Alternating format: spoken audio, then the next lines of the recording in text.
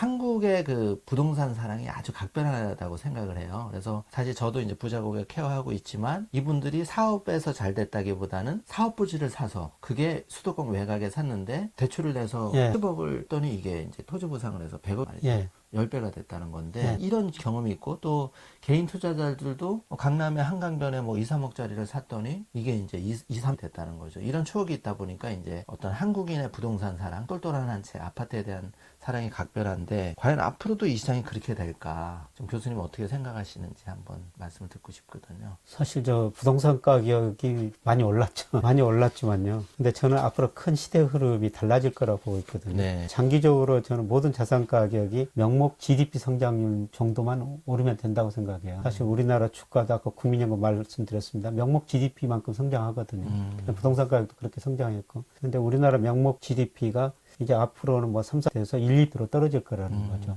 네. 자산 가격도 거기에 맞춰 갈 거라고 생각하고 네, 있습니다. 네. 근데 강남 아파트가 많이 올랐다고 그렇게 말씀하십니다. 근데 예를 들어서 1986년부터 KB에서 주택가격 동향을 발표하거든요. 네. 근데 우리나라 전기전자 업종 주가가 삼성전자를 예를 들어도 예. 최근까지 60배 이상, 거의 70배 가까이 꽤 올랐는데 반면에 부동산은 올랐다고는 생각이 하지만 거기에 비하면 많이 못 미쳐. 강남 아파트 가격은 한 8배 올랐습니다. 60배하고 8배는 정말 뭐 예. 어마어마. 근데 물론 진짜 집이라는 게 예. 살면서 예. 가격이 오르니까 더 좋습니다만은. 그렇죠. 근데 차이점은 뭐냐면은 네. 집은 한 번 사면 굉장히 오래 가지고 있거든요. 네, 근데 주식이라는 건 오래 보유하고 있지 못해요. 늘 등락이 심하니까 떨어졌다 하니까. 그렇죠. 사실 뭐 지난 한 30년을 보니까 우리나라를 대표하는 전기접자 업종 주가가 강남 아파트가 훨씬 많이 올랐더라. 맞습니다. 그런 관점에서 보면 사실 저도 이제 고객님 중에 슈퍼리치 고객님 중에 삼성전자 주식을 1, 2만 원 할 때 사서 정말 이렇게 교수님 말씀대로 한 5, 60배 내신 분을 심심치 않게 봤었거든요. 근데 이제 뭐 또 그러면 이제 또 시청하시는 분은 그분들은 돈이 많아서 이렇게 생각했는데 사실 냉정하게 따져 지금 현재 부자들도 20, 30년 전에 부자가 아닌 분이 굉장히 많으시거든요. 예. 그 사업 초기에는 대출 땡겨서 막 이렇게 일으켰는데 그럼에도 불구하고 꾸준히 이렇게 우량 주식에 투자를 하신 분들은 성과가 좋아요. 안 팔고 이렇게 하죠. 그런 관점에서 저는 미국의 이제 아마존 주식 같은 경우에도 사실은 $5 막 이럴 때가 있었거든요. 예. 근데 지금은 뭐 $2,400를 그렇죠. 돌파했으니 결국은 이제 우리가 좀 아파트는 또는 부동산은 조금 한 번쯤 생각을 해봐야 되겠다. 예. 지금 이게 단순하게 오르고 내리는 문제보다는 예. 더 중요한 거는 배분 차원에서 자산 앞으로 배분해야 향후에 돼요. 차원에서 좀 접근을 해야지 옆집 뭐 2, 3억 올랐는데 내가 놓치지 않아 이런 관점은이라고 봅니다. 교수님 예, 생각은 맞습니다. 어떠세요?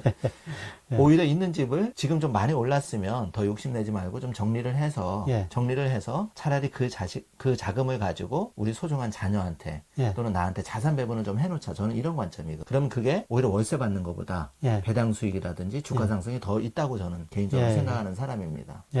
뭐 부동산 가격이 계속 올랐기 때문에 집 땅이 투자재라고 생각했는데요. 그냥 저는 앞으로 집은 소비재다. 집은 단순하게 사는 데다. 거주하고 이런 식으로 좀 인식이 바뀌어야 될 것 같고요. 부동산이라는 것은 첫 번째, 두 번째도 뭐 로케이션 이슈라고 그러죠. 그대는 오를 수가 있어요. 그런데 평균적으로는 참 우리 인구 고령화, 우리나라 GDP 늘어나는 속도 같은 거 볼 때는 가격처럼 오르기는 힘들죠. 이렇게 좀 볼 수가 있을 것 같고요. 역시 그 아주 차별화.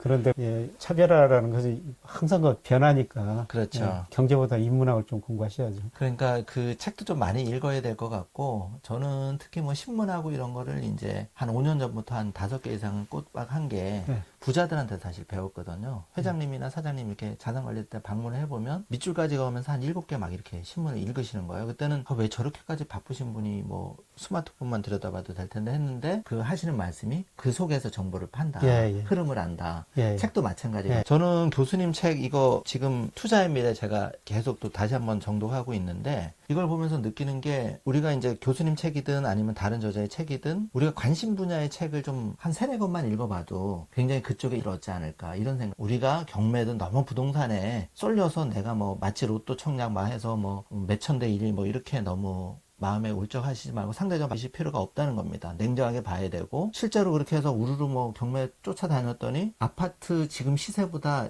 적게 낙찰받는 건 저는 거진 못 본 것 예, 같아요. 저도 경매를 뭐 몇 번 해봤지만 그래서 이제 좀 실속을 차리고 냉정하게 볼 때가 됐다. 부동산 시장은 생각보다 많이 올라 있을 좀 보여지는 거죠. 그리고 교수님 말 공감되는 게 명목 GDP 성장률이 이제 되고 있고 그게 1, 2%대로 내려왔기 때문에 과거 뭐 두 차례 주자로 이렇게 올라가기 좀 어렵다고 보여지는 거죠. 그리고 또 중요한 게 정부에서 각종 규제가 지금 아주 그러니까 이기는 시장은 없다고 부동산 시장에서. 저는 뭐 부동산 경기가 지금 큰 흐름 보면 꺾이고 있다는데요. 근데 정부 규제가 쉽게 바뀌지는 않을 것 같습니다.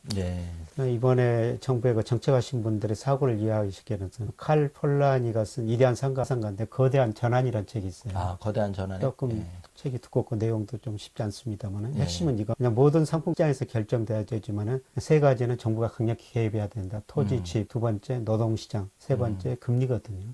정책하신 분들이 뭐 그런 사고에 많이 접근해 있지 않느냐. 그런 게 약간은 어느 정도 부동산 경기가 침체에 빠지느냐 하면 그 규제를 크게 낮아 보입니다. 어떻게 보면 이제 된 시각이 있지만 부동산에 대해서 서민 입장에서는 내가 20, 30년을 열심히 성실하게 모았는데도 집을 못 산다는 건 문제가 있죠. 그래서 교수님 말씀하신 대로 조금 정책도 그런 좀 배려 차원이 있는 거고 그게 이제 좀 상대적으로 봐야 된다는 거죠. 그리고 추세는 지금 바뀌었고 그래서 이제 이번 시간 정리하자면 우리가 과거에는 이제 그 금융 통계로 봐도 부동산 비중이 60에서 70%까지 갔는데 그런 비중들이 슈퍼리치 부자 50대로 좀 낮아지고 있다. 그 낮아진 비중이 해외 우량 주식이라든지 시간은 그렇게 마무리를 하면 될 것 같습니다.